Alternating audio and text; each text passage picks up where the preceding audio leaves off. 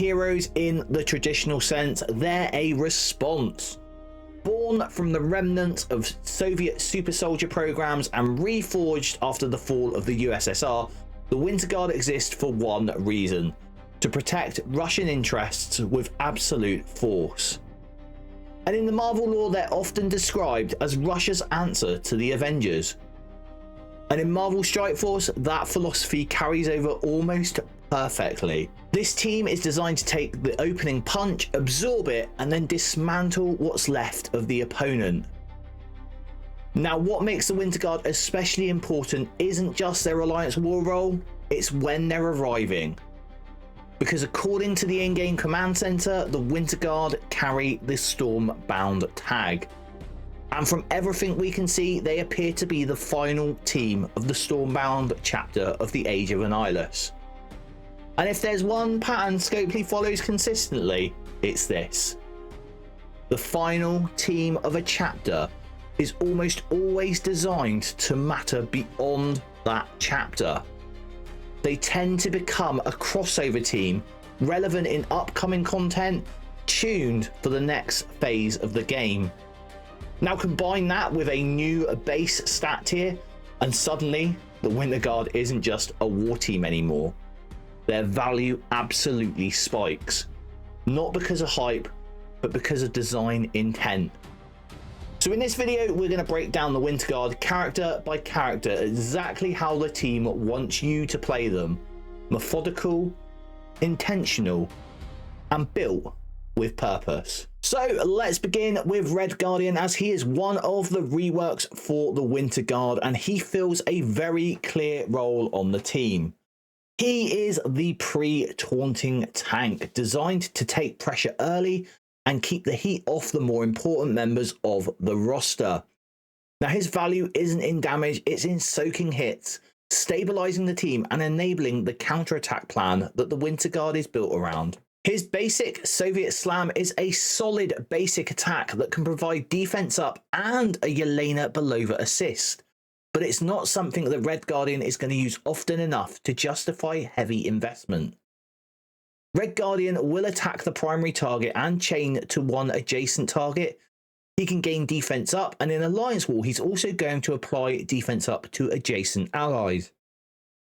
There's also a chance to gain an assist from Yelena Belova, and on a counterattack, that chain will get broken.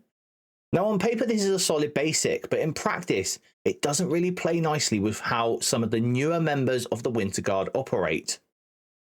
The T4 on this will increase the damage to both the primary and secondary targets and will guarantee that assist from Yelena. Now, as I said, this is a solid basic, but Red Guardian is slow, and with his special and his ultimate taking up his first 2 turns, he often won't even reach his basic in most fights. And because of that, the T4 doesn't meaningfully change how he performs. So this is an easy skip unless you're sitting on excess T4s. Red Guardian's special, Iron Curtain, is going to give us a full team cleanse, a heal, and a defensive reset that's going to keep the Winter Guard alive through that opening barrage. Iron Curtain will clear 2 negative effects on Red Guardian and all Winter Guard allies, and if he's above 50% health, he's going to gain Taunt.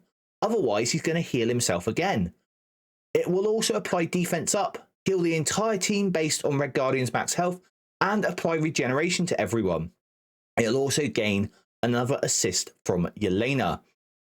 This is a team-wide stabilization button, not just a tank ability. The T4 on this increases the cleanse to 4 negative effects and reduces the duration of trauma by 2 on Red Guardian and all Winter Guard allies. This is a really strong special, and because it's available on Red Guardian's first turn, it's almost always what you open with to reapply the taunt if it's been stripped. Now, reducing the trauma is huge. Trauma is one of the main tools used to shut down Winter Guard's recovery plan, and this T4 makes sure your team isn't covered in those nasty debuffs.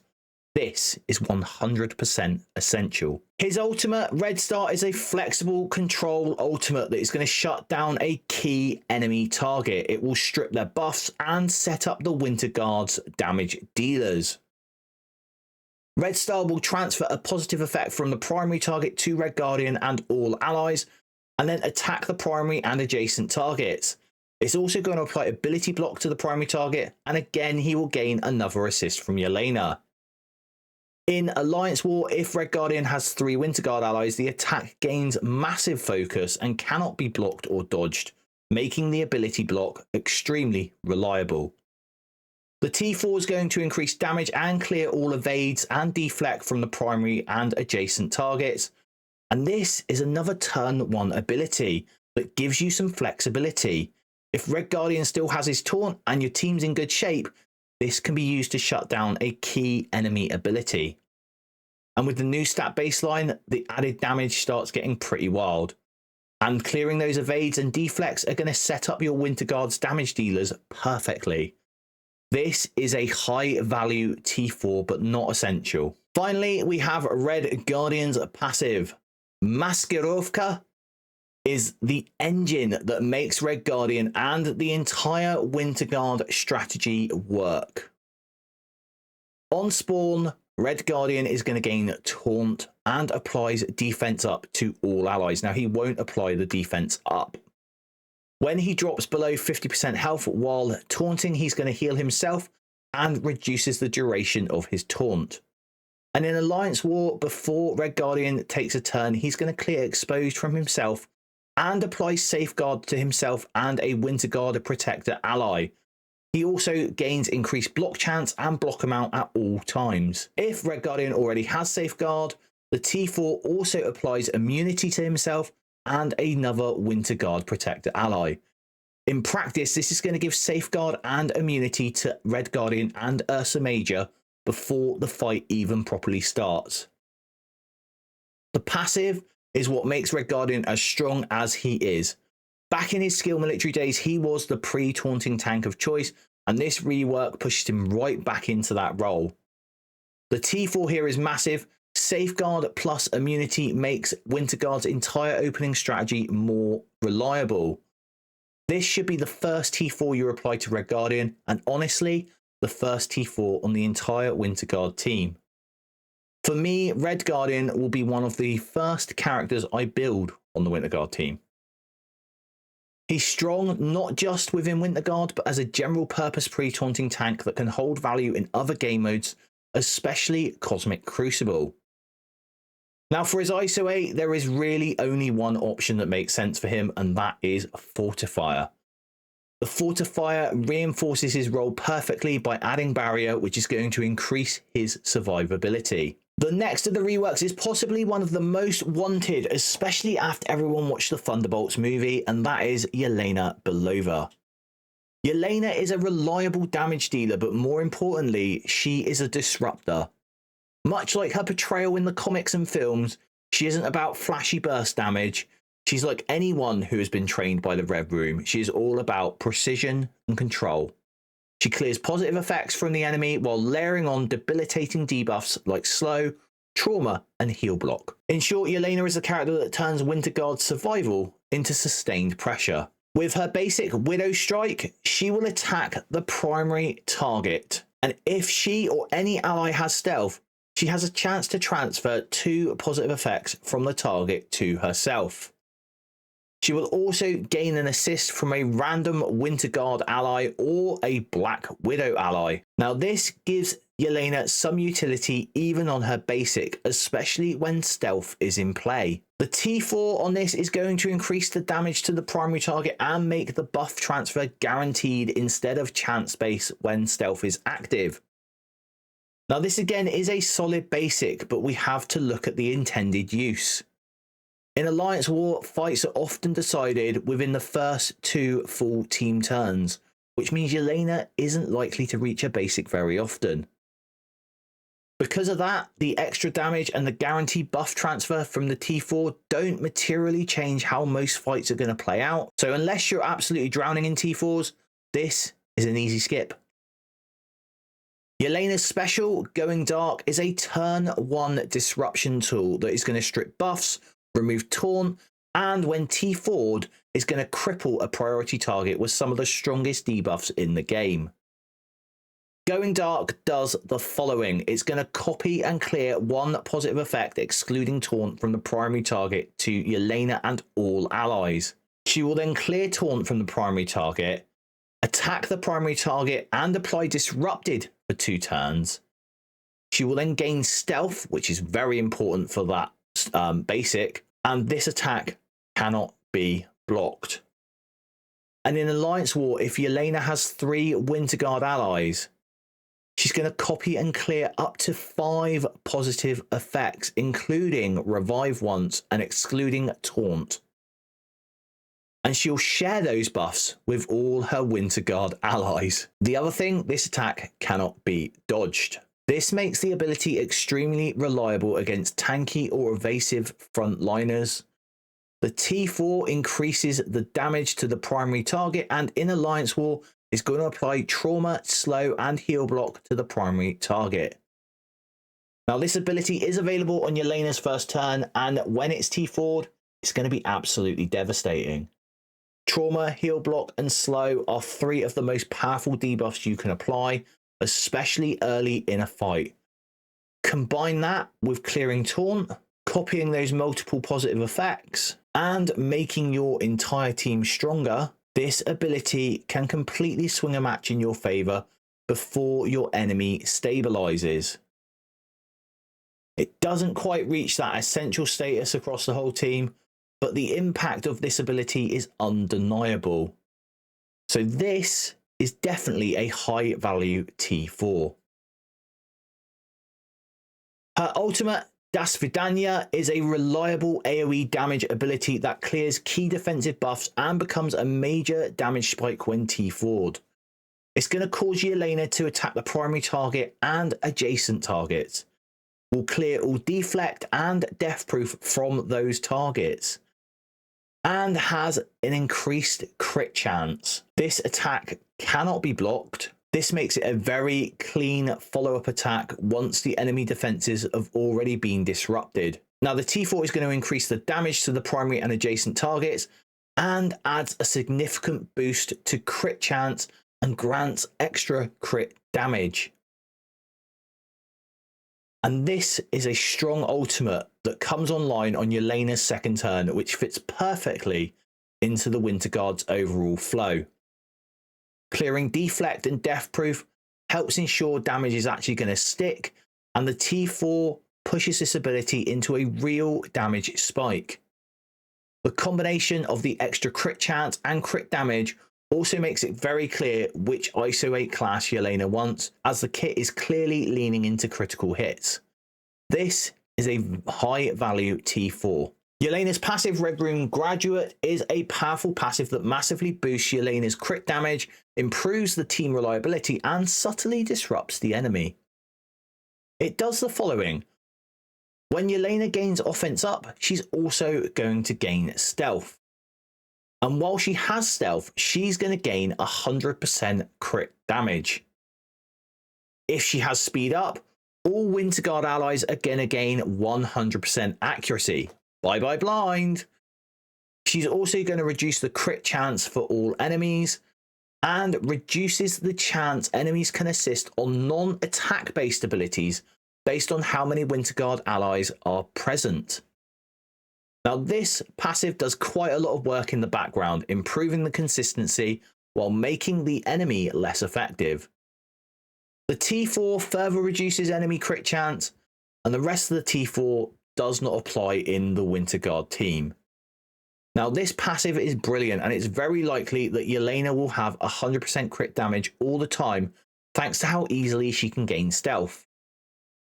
A lot of her value is baked directly into the base ability. Accuracy for the team, crit damage for herself, and enemy disruption all happen without needing the T4. So while the T4 does add some extra value, especially with the additional crit chance reduction, it's not going to fundamentally change how Yelena performs. And because of that, this is a firmly nice to have T4. And as I said, for Yelena, the ISO 8 choice should lean even harder into what her kit already does well. She's going to gain bonus crit chance. She's going to gain massive crit damage, especially while in stealth, and reliable multi-target damage through her ultimate.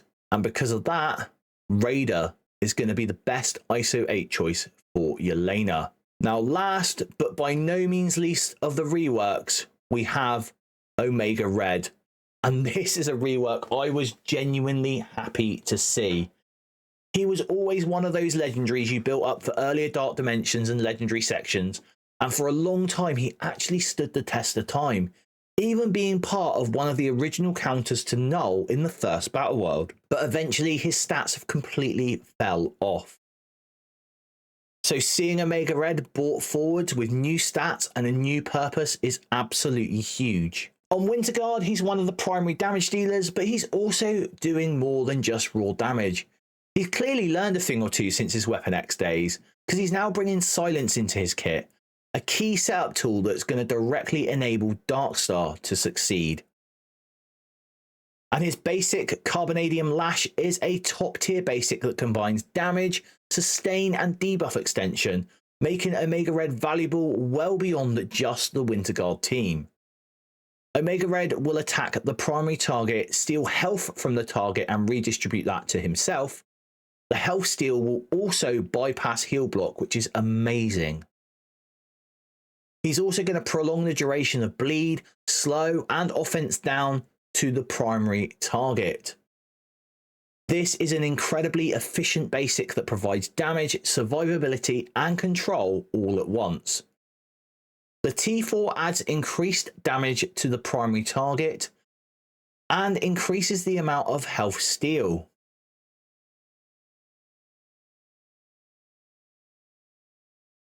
This, as I said, is a top tier basic. The combination of health steal that bypasses heal block, along with extending bleed, slow and offense down, makes this ability incredibly impactful, especially in those longer fights.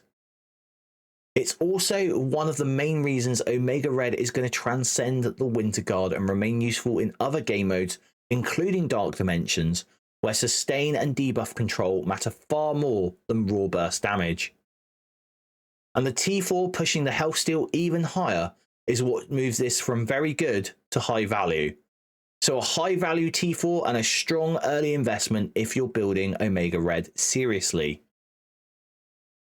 Omega Red's special Coil Crush is a turn 1 control and setup ability that layers trauma and ability block while speeding up the Winterguard to ensure their counterattack lands. Coil Crush applies trauma and ability block to the primary target, stacking up to 2, and then is going to attack the primary and adjacent targets. It's going to steal health from each target and redistribute it to Omega Red, bypassing heal block. You'll see a lot of this in Omega Red's kit. And it's going to apply offense down to the primary and adjacent targets. And not only that, it's going to apply speed up to Omega Red and all Weapon X and Winterguard allies. And best of all, this attack cannot be blocked. This ability immediately establishes control and tempo for the team. Now the T4 is just increasing damage to the primary and adjacent targets. This ability is available on turn 1 and it does do a lot of heavy lifting. Applying trauma and ability block early helps shut down enemy recovery and key abilities, while the health steal is going to keep Omega Red healthy through the opening exchange. And the speed up is an important piece here. It directly synergizes with Yelena's passive, which is going to grant your Winterguard 100% accuracy, which is going to mean even blind won't stop you from landing your follow-up attacks. However, the T4 is purely damage based, and although I'm personally going to add it to my Omega Red, but if you're new to the game or short on T4s, this is one that you can comfortably skip for now without breaking the team. His ultimate, Tentacle Onslaught, is a devastating second turn ability that flips, buffs, drains speed bar, applies trauma and deals massive team-wide damage. It does the following. It's going to flip 3 positive effects to negative effects on all enemies, attack the primary target, applying ability block, slow and heal block, and reducing their speed bar. It's then going to attack all other enemies, applying slow, heal block, and reducing their speed bar, So we have a nice little turn rewind going there. And then it's going to steal health from all enemies and redistribute it to Omega Red, bypassing heal block. In Alliance War, he's going to apply trauma to all enemies. And this attack cannot be blocked. Once this ability lands, the fight usually swings decisively in your favor. And the T4 means that you flip all positive effects instead of 3 and increases that damage to all enemies. Now the ultimate does come online on Omega Red's second turn normally, but once it fires, it's usually night-night for the opposing team. Between the massive damage, the speed bar reduction, the buff flips, and the heal block, enemies are left without momentum or recovery, and adding trauma in Alliance War only makes this even more punishing. The T4 would already be high value just for flipping all the positive effects, but stacking another 100% damage on top of that firmly cements it. This is a high value T4 and one of the strongest upgrades in Omega Red's kit. And his passive, Death Factor, is a game-defining war passive that jumpstarts Omega Red's ultimate, cripples the enemy team on spawn, and enables Darkstar to fully pop off. It does the following. In Alliance War on spawn, after all other on-spawn effects, if Omega Red has 3 Winter Guard allies, he's going to attack all enemies. He's going to steal health from those enemies and redistribute it to Omega Red and all his Winter Guard allies. He's going to clear positive effects from all enemies. And this attack cannot be blocked or dodged. He's also going to generate ultimate ability energy for himself, which means that ultimate is going to be available on turn 1. And then some ongoing effects. He's going to heal himself every single turn. He's going to gain speed up and death proof when dropping below 50% health. And while any enemy has immunity, all allies are going to gain more crit chance. And in war, enemies with offense down deal even more reduced damage. Even before the T4, this passive is doing a huge amount of work. And the T4 adds in Alliance War on spawn, he's going to apply trauma, heal block, and silence to all enemies. This ability right here is why Omega Red becomes one of the most important characters on the entire team. With this passive active in war, Omega Red is effectively bringing his ultimate ability online on turn 1, which means you're going to get your buff flips. It means you're going to get that team-wide speed bar control and massive momentum before your enemy can even respond. And as long as the opposing team doesn't have safeguard, this sets up a devastating sequence where Omega Red is flipping buffs and applying trauma immediately. And the T4 is not just the icing on the cake, it's actually foundational. Applying silence to all enemies is what is going to allow Darkstar to fire off at her full potential, turning the Winter Guard's opening into a complete and utter lockdown. This should be your second T4 on the entire team right after Red Guardian's passive. It is 100% essential. Now, Omega Red's ISO 8 choice is a little more nuanced, but once again, one option stands out to me. He's attacking frequently, he's applying multiple debuffs, and he has a strong sustain through that health steal. And because of that, Striker is going to be the ISO 8 class of choice that is going to get the most value out of his kit. Next up, we have Ursa Major, the drunk bear himself. And honestly, what more could you want? A bear that's pretty much permanently drunk and aggressively unfriendly. Ursa Major is what truly makes Winter Guard unique because he is going to be the second protector on the team. And that means Winter Guard isn't just tanky, it's layered. Ursa Major adds another wall of protection on top of Red Guardian, making sure the team can absorb that opening hit, shrug it off, and then bounce back with the ferocity of, well, a bear. And his basic Bear Maul is a strong multi-target basic that provides team utility. It's going to attack the primary target and adjacent enemies. It has a chance to clear a negative effect from Ursa Major and all Winter Guard allies.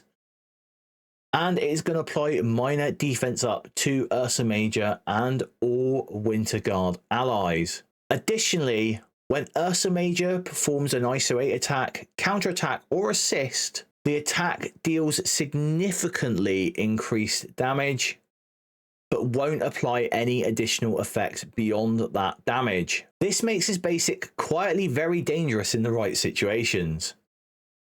The T4 adds increased damage to the primary and adjacent targets and makes that negative effect cleanse guaranteed instead of chance-based.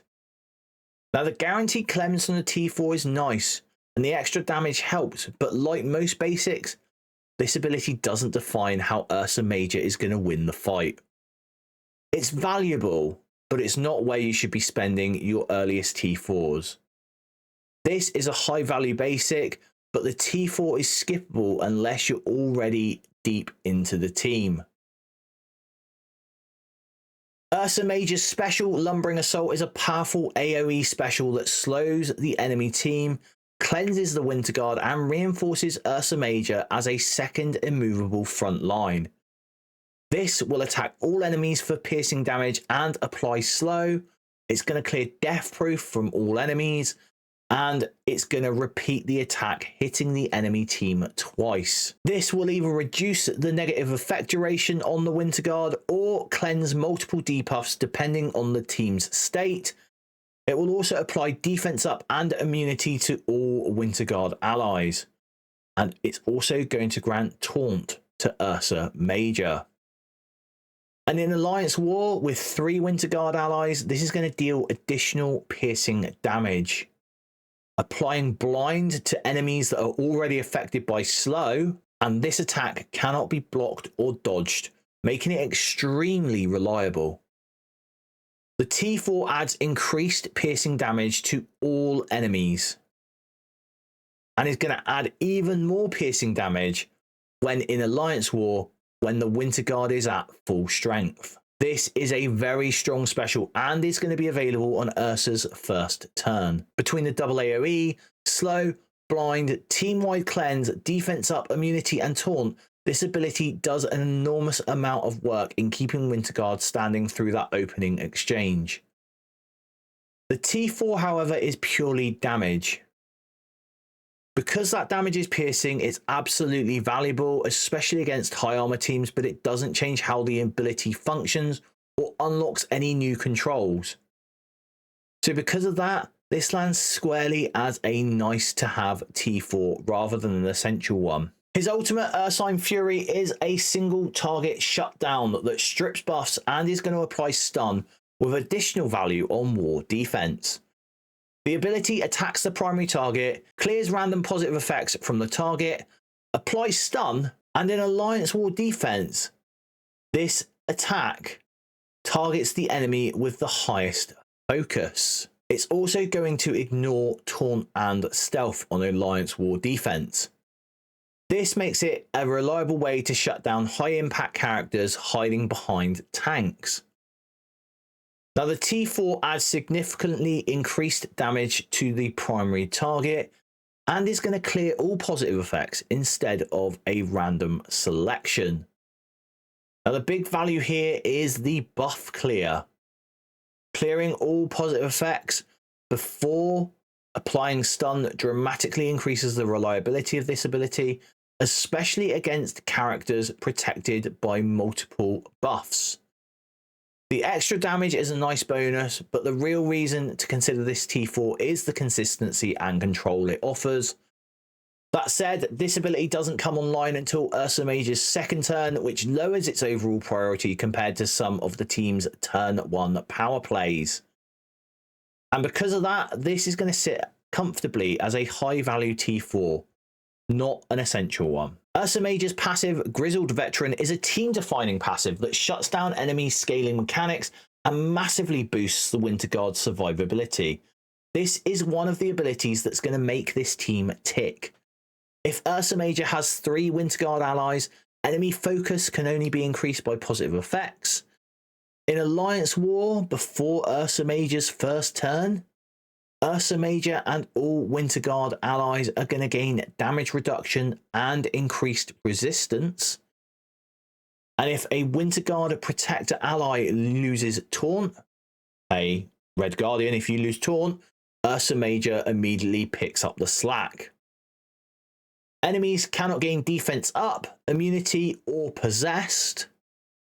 Enemy support, blasters, and protectors cannot gain charged. Ursa Major and all Winterguard allies cannot gain minor defense up, defense down, or darkness. Now, at first glance, this last line looks like a downside, but it's very much intentional. The T4 adds a massive increase to the damage reduction and resistance for Ursa Major and all Winterguard allies. And as I said, at first this passive looks like a double-edged sword, especially when you see that the Winterguard can't gain defense up. But once you understand what this passive is doing, it becomes clear that this is one of the core engines to the team. This ability completely shuts down teams that rely on the charged mechanic. It hard counters effects like Null's Darkness. And it prevents enemies from stacking defensive buffs to outscale you. And with the T4 adding that additional 40% damage reduction and resistance, it's effectively replacing the traditional defense up anyway. In practice, this makes Winterguard extremely difficult to break through, even without standard defensive buffs. And this T4 is 100% essential. And if I were ranking priorities, this would be the 3rd T4 I would add for the entire team. And for Ursa Major, again, the ISO 8 choice is very, very clear. His job is to stand there, soak up the damage, and refuse to go down while the rest of the Winterguard sets up the counterattack. And because of that, again, Fortifier is going to be the correct ISO 8 of choice. And finally, we have Darkstar. She is the keystone of the Winterguard team. Everything you've seen so far, the pre-taunts, the debuff layering, the silence, the trauma, all of it exists to enable Darkstar. She is not designed to take the opening hit, but she is designed to punish it. Darkstar thrives in chaos when enemies are silenced, traumatized, slowed, and stripped of buffs. She's going to step in to attack out a turn, drain their health, and rapidly stabilize the Winterguard after the enemy's opening barrage. This is why Omega Red applying silence on spawn and through his passive is so important, because it directly unlocks Darkstar's value. She's a reactive damage dealer. She's going to attack when enemies misstep. She's going to steal health to sustain our team. And she's going to turn the enemy's strongest opening into their biggest mistake. If the Winterguard is about absorbing pressure, Darkstar is about turning that pressure into momentum. And her basic, Out of Darkness, is a strong multi-hit piercing basic that's going to steal buffs, but it's unlikely to see much frequent use in Alliance War. It's going to attack the primary target for piercing damage, copying and clearing a positive effect from that target. It's then going to repeat this attack 2 additional times. And when Darkstar performs an ISO 8 attack, counterattack, or assist, the attack deals increased piercing damage, but applies no additional effects beyond that raw damage, so it won't copy and clear those positive effects. Now, the T4 for this adds increasing piercing damage on the attacks, and if the primary target still has regeneration, will apply regeneration to Darkstar and all Winterguard allies. Now, this is a great basic again. The multiple hits, the piercing damage, the buff control, all make it very effective on paper, especially in long sustained fights. However, again, when you factor in Winterguard's intended game mode, Alliance War, fights are often decided before Darkstar even needs to press her basic. And because of that, while the T4 is nice and adds some extra sustain, it doesn't meaningfully change how most war fights with this team are going to pay out. So this lands squarely as a nice to have T4, not a priority investment.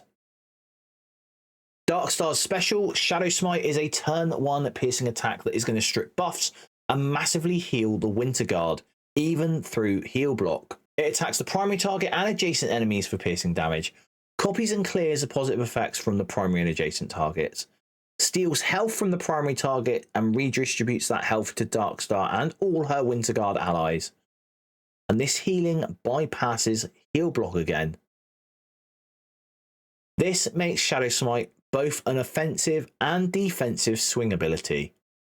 The T4 is going to increase the piercing damage to the primary and adjacent targets. It is also going to copy and clear all positive effects instead of a limited number.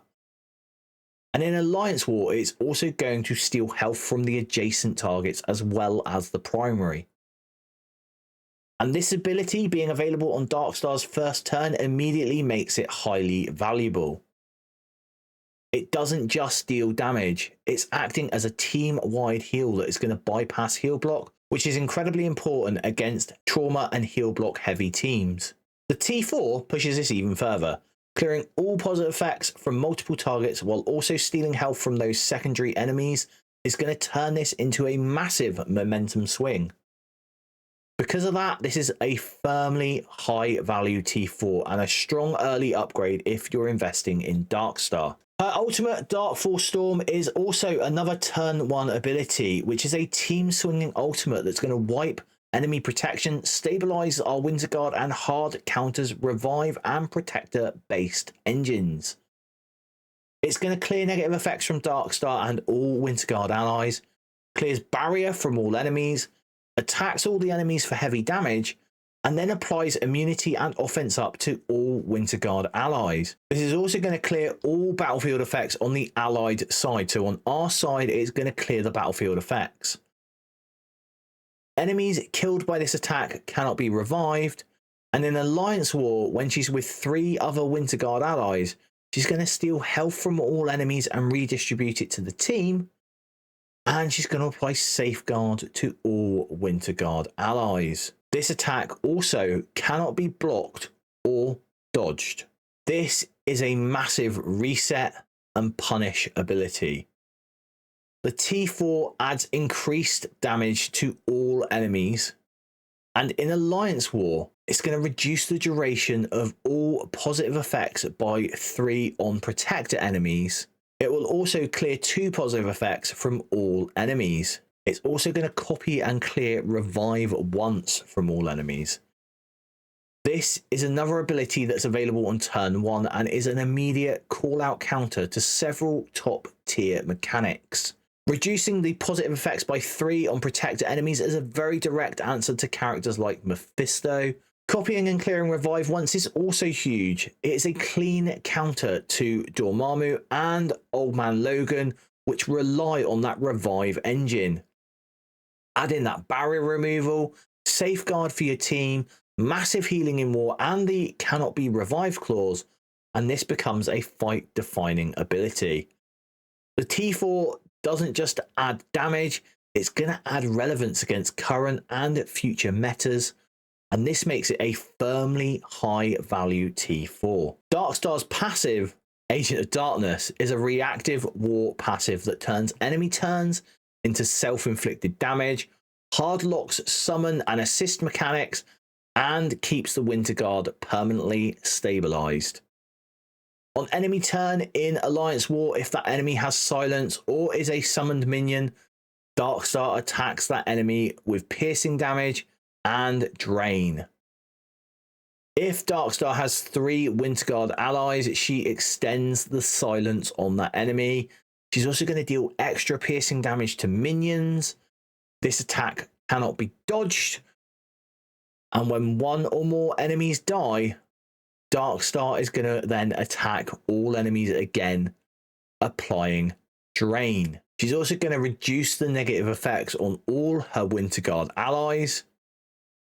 And she's going to apply Safeguard and Immunity to all Winter Guard allies. In Alliance War with 3 or more Winter Guard allies, enemies cannot gain assists now, enemies cannot increase their max health through passive abilities, and if any enemy has silence, Darkstar and all her Winter Guard allies cannot gain exhausted. Sorry, Mephisto. This passive is constantly firing in the background, turning control into momentum. And the T4 adds massively increased piercing damage from Darkstar on every enemy turn in war as long as that enemy has silence. This is another huge ability, and it's the reason why silence is going to be so central to the Winter Guard's identity. With Omega Red applying silence on spawn and then Darkstar extending it, Darkstar is going to punish the enemy just for taking turns. Every enemy turn is going to become free damage, free drain, more extended control, and the T4 pushing that reaction attack to 100% extra piercing turns this from a strong ability into an oppressive ability. It is going to be constant value, scaling with the fight and shutting down multiple mechanics at once: assist, summons, max health, and exhausted. This is an essential T4 and one of the main reasons Darkstar functions as the keystone for the entire team. And for Darkstar, the ISO 8 choice, in my opinion, is very straightforward. She has multiple multi-target attacks. She's going to get frequent out-of-turn attacks as well. And with constant opportunities to hit the enemies during their own turn. Because of that, Raider is going to be the best ISO 8 of choice for Darkstar. And here is the Winter Guard infographic. If you want to take your time with this, zoom in or reference it whilst you're building the team, this infographic is available in the Jetson Squad Discord, and the link to join that Discord is down in the video description below. So to wrap up Winter Guard as a whole, this is a team that's designed very deliberately. They're built to take that opening hit, survive it comfortably, and then punish the enemy once their strongest tools are spent. Between the double tank front line, the layered debuffs, the silence engine, and Darkstar reacting on every enemy turn, this team is incredibly difficult to overwhelm. And what really pushes the Winter Guard over the top for me, though, is going to be their value just beyond Alliance War. Because between the new stat tier, their Stormbound positioning, and how well characters like Omega Red and Red Guardian are going to function outside the team, this is likely to stay relevant for quite some time. As always, you don't need to build everything, but if you're choosing where to invest, Winter Guard is going to offer some strong returns for your resources. Now, if you found this guide helpful, make sure you're subscribed so you don't miss any future team breakdowns. And again, if you want access to the infographic, extra resources, or just want to talk Marvel Strike Force with the community, the Jetson Squad Discord link is in the description down below. And finally, if you want more team building guides, breakdowns, and build positively style content, then why not check out these videos right here.